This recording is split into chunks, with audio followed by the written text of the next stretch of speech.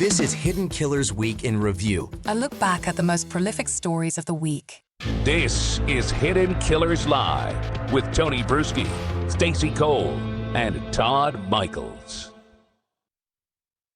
There's more to come from the Daybells. We'll get into more of the letters tomorrow, but in case you're playing along at home, you need Depeche Mode, you need Oingo Boingo, B-52's song Private Idaho, Keen, Spiraling, and Tim McGraw where the green grass grows if you're making that playlist at home. That's going to screw with my Apple playlist because it always takes what I listen to and gives me my own created playlist. So anybody playing along, be careful what you put in there. Next week, you might be really surprised. And now here's your long distance dedication on the Chad Daybell Top 40. Ooh, we should mix in Chad Daybell writing a long distance request to Casey Kasem. Dear Casey. Ooh. That's for later in the day. I got something to do. Oh, God, Tony's making notes. Here we go. Here's your long distance dedication. Oh, wait for tomorrow. It's going to be great. It's a Daybell extravaganza this week. Oh, my God. I started something, didn't I, Stacey? Yes, you did. I got to write it out. Casey. You should know better by now. Daybell dedication. What's wrong with you? Maybe we'll mix a little Robert Stack in there, too, or something. You know, it was a little dog named Snuggles. Dear Casey, like the Indian runner ducks, and I did too. Dear Chad, here's Oingo Boingo, your long distance dedication. We're going to go with more of that tomorrow in just a few minutes. Robin Dreek, retired FBI Special Agent, Chief of the Counterintelligence Behavioral Analysis Program, going to be joining us, giving us some grounded insight on everything that we've been going through and everything that we've been seeing over the last week in relation to the assassination of Charlie Kirk. That is coming up. But before we get there, just to give you a little more refresher on the insanity of the Daybells, here's Lori Vallow just a few months ago at her sentencing, reading or telling her truth about what's going on. Let's take a look at that. Representing myself at these two trials was a constitutional right that I exercised. I could not have done so without my team. Annalena Ramirez, my paralegal, Jeff White, my investigator, and Pamela Hicks and Robert Abernathy, my advisory counsel. I acknowledge their diligence and hard work in helping me exercise that right. They worked tirelessly, and I appreciate them. Representing myself, I have learned much about the law through this process, and I'm grateful for the knowledge that I have gained. Knowledge is eternal, and it is only love and the knowledge that we acquire in this life that we take with us into the next. I have studied the rules of law, case law, and the like. I was amazed and enlightened as my understandings were completely changed from before I started this process. Before this long court journey, I only had basic understanding of the judicial process. I was of the understanding that both parties would be able to get up at a trial and each tell their side of the story, but I soon learned that the rules of law do not allow that. Actually, they do. The process is much more complex than that. It is not designed for that. Although the Constitution of the United States was designed for that. The rules of law negate most of that. As a defendant, I was precluded from calling several witnesses. Other witnesses for the defense were precluded from testifying things that they did witness. As a defendant, I was precluded from asking law enforcement specific questions. I was also precluded from admitting documents that the state turned over to the defense as discovery. The founding fathers of this country did not intend for the rules and laws of trial that have been implemented into this justice system to make it impossible for the accused to defend themselves. Their objective was quite the opposite.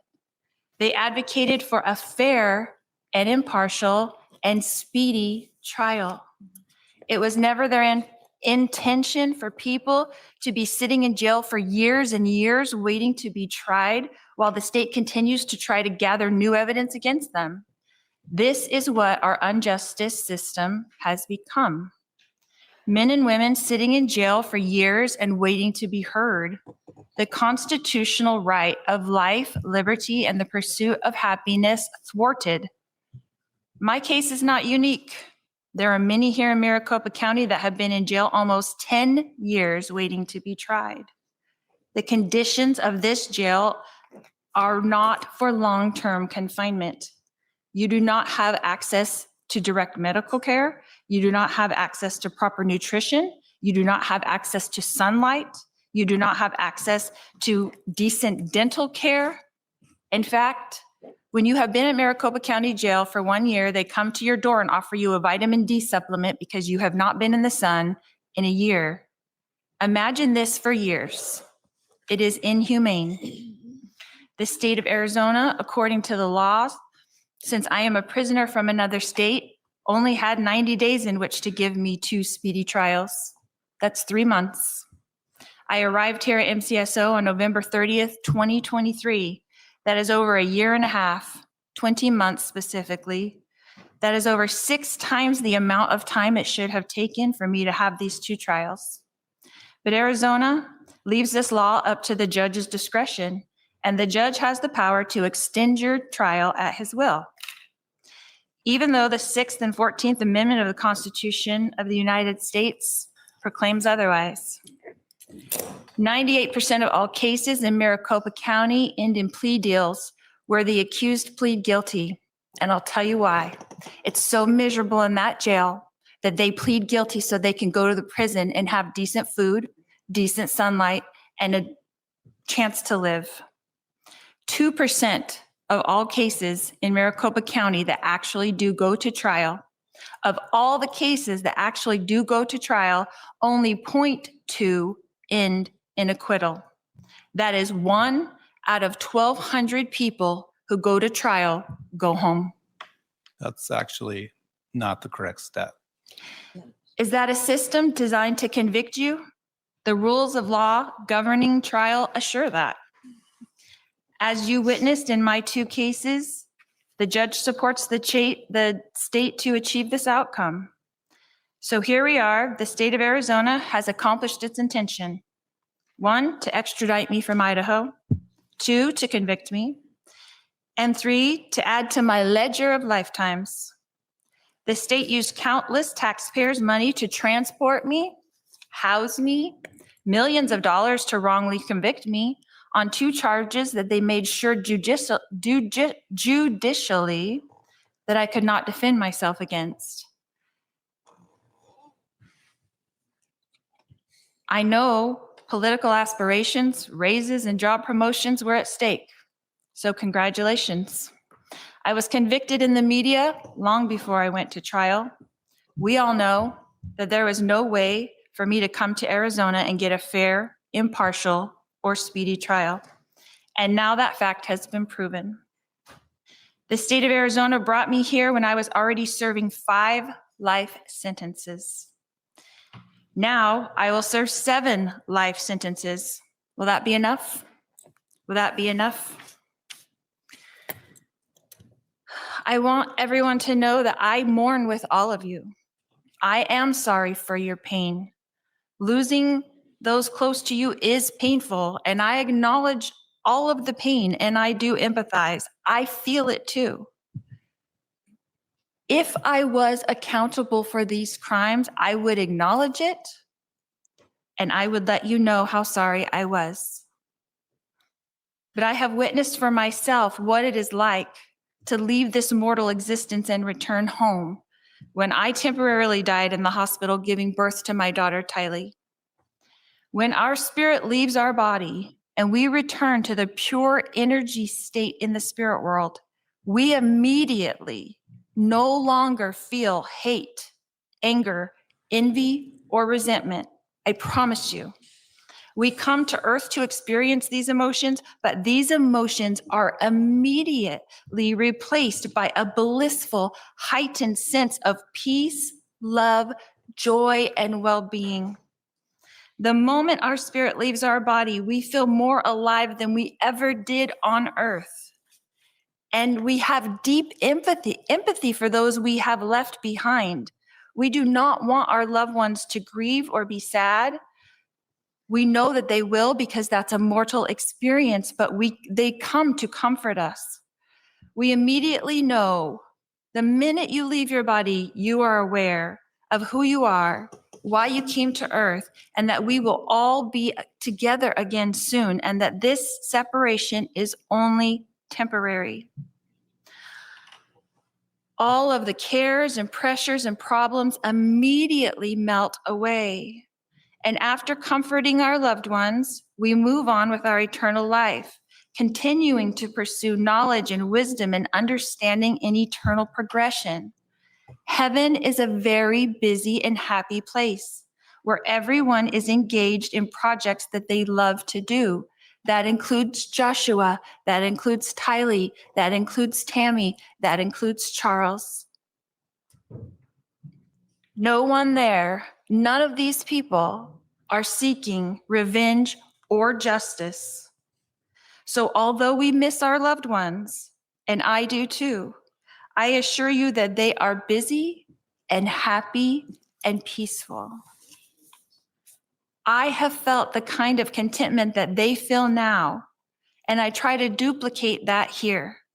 So whether I'm giving 5 life sentences or 7 life sentences, I will continue to try to uplift and help and strengthen those around me. It does not matter where you serve on earth as long as you do it with love. It doesn't matter if I'm given 7 lifetimes or the death penalty like my husband. What things look impossible to man are easy for Jesus. Jesus tells us in the Bible not to judge, but this whole entire justice system is just that. So I want you to watch, because God will show the world great miracles. I will continue to love everyone I come in contact with, and I will turn this battle over to God. If this is God's battle, then the math doesn't matter. 7 lifetimes or the death penalty doesn't matter. God's miracles will abound. When a soldier goes off to war, he is a soldier. When a soldier comes back from war, he is a warrior. And Jesus is in the prisons. He is turning his soldiers into warriors. For the prisoners shall go free. Sometimes victory doesn't look like victory until it's finished. Prisoners who have been told that they will never go free will be free. And I want you to expect miracles, and I want you to watch for them, because you will see. We fear not what man can do, because God's warriors surround us. When the battle is relentless, and this one has been for over 6 years, remember, God is building his army of warriors in the prison system. He is turning Sauls into Pauls. When Jesus is sending his servants into the prisons to prepare his warrior team, we will be there only until this purpose is complete, and then the warriors will walk free. We are redeemed by Jesus Christ, so we are free right now. But his chains will break, prison walls will fall, the power and majesty of God will be revealed. When Jesus is ready, he will call his warriors from the prisons, and we will walk free, and we will serve him. I will quote Moroni, the great prophet, from Moroni 8:16, and he says, "Behold, I speak with boldness, having authority from God. I fear not what man can do, for perfect love casteth out all fear."